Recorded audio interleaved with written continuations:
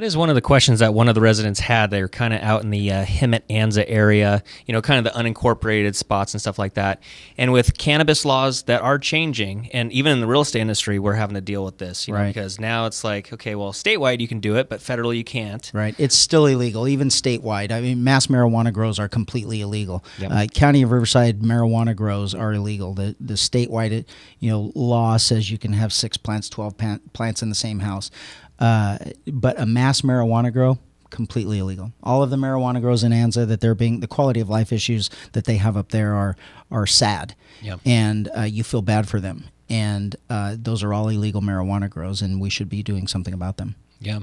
And so what do you see happening with kind of the drug culture? Because obviously in the national news, the opioid crisis, the heroin and all this kind of stuff.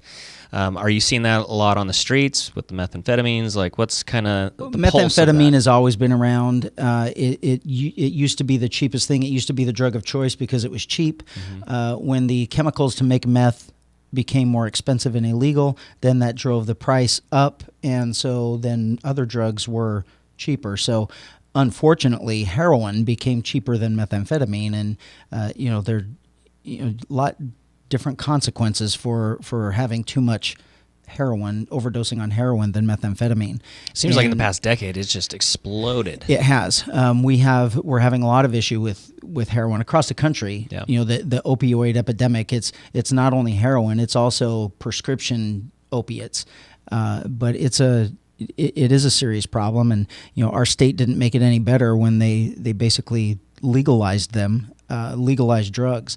And I don't know what they thought was going to happen. I mean, it was, I don't want to get into the politics side of, even though we're talking about politics, but Right. To say that we have a prison overcrowding, problem, so we're just going to make everything legal and Don't have to arrest people. Right. Then we don't have a prison crowding anymore because people just do whatever they want and go out and go ahead and do drugs, and there's no consequences, and it's legal, so why can't I do it? And it must be okay if it's legal.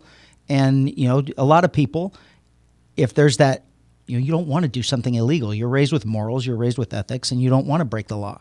And so while kids may experiment sometimes, there's a lot that don't because they know they shouldn't. Right. But when that's taken away from them, then it's more acceptable, and it's more, unfortunately, when it was more acceptable, it also became less expensive and easy to get.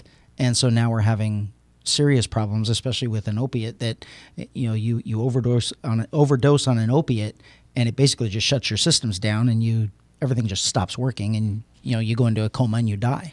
And we're seeing a lot of that happening. It's bad. It's scary, man. It's bad. Law enforcement wise, it's a tough issue. Is it law enforcement? Is it schools? Is it parents? Who's responsible for it? Law enforcement is an enforcement aspect of it. So everyone's going to have to come together to come up with a solution to this. It's not, the cops aren't going to fix it. The cops are out there, dealing with the aftermath of it. Yeah. It's going to have to be a good education combination. It's almost a society issue. It is. It's 100% a society issue.